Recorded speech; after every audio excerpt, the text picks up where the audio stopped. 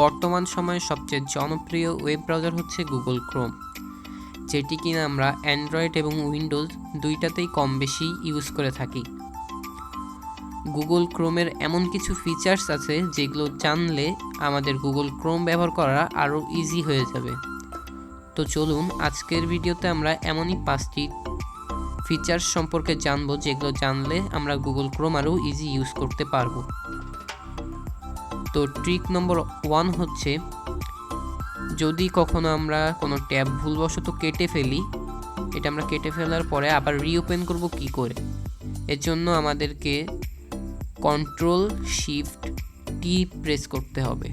করলে এই যে আমাদের ট্যাবটি আবার ওপেন হয়ে যাবে। ট্রিক নাম্বার 2 হচ্ছে ট্যাব গ্রুপিং। একসাথে অনেকগুলো ট্যাব ওপেন না রেখে আমরা যদি এটা গ্রুপ আকারে রাখি তবে আমাদের ব্রাউজ করতে অনেক সুবিধা হয়। যেমন আমি এখানে ইউটিউবের অনেকগুলো ট্যাব ওপেন করে রেখেছি। এখন ইউটিউবের উপর ক্লিক করে add tab to new group করে, এখানে যেহেতু আমি ইউটিউবে ব্রাউজিং করছি, সো আমি এখানে নামটা দিব ইউটিউবটা লেখার পরে আমি এবার এখানে নিচ থেকে যে কোনো একটি কালারও সিলেক্ট করে দিতে পারি। করলাম, কালার সিলেক্ট করার পরে এবার আমি প্রত্যেকটা ট্যাব এভাবে মাউস দিয়ে ক্লিক করে চেপে রেখে এভাবে গ্রুপে অ্যাড করে দিব। এভাবে গ্রুপে অ্যাড করার পর আমি যখন ইউটিউবের উপর ক্লিক করব তখন সবগুলো মিনিমাইজ হয়ে যাবে। দেখেন এখন ট্যাবের পরিমাণ কিন্তু অনেক কম, আবার যখন চাপ দিব তখন এক্সপ্যান্ড হয়ে যাবে।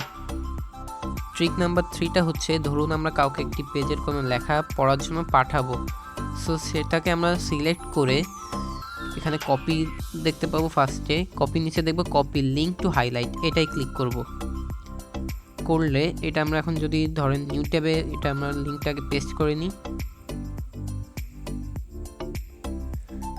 নিউ ট্যাবে পেস্ট করার পরে এন্টার করি। এন্টার করার পরে দেখতে পাবো আমরা যে লেখাটি কপি করেছিলাম সেটা হাইলাইট হয়ে আছে। সো এটার মাধ্যমে আমরা নির্দিষ্ট লেখাটি তাকে পড়ার জন্য পাঠাতে পারবো।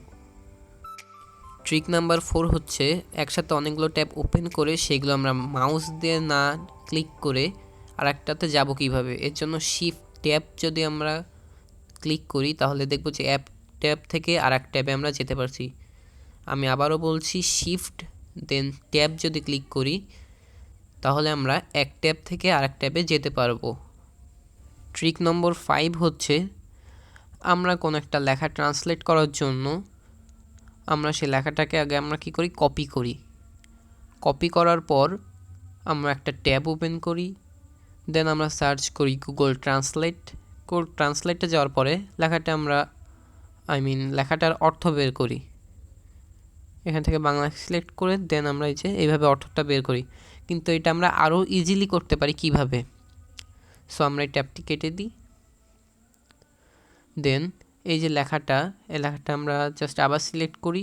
সিলেক্ট করার পরে মাউসের রাইট বাটনে ক্লিক করব। দেন এখানে আমরা দেখতে পাবো গুগল ট্রান্সলেট, এটাই যদি চাপ দিই তাহলে দেখব আমরা এটা আরও ইজিলি ট্রান্সলেট করতে পারছি।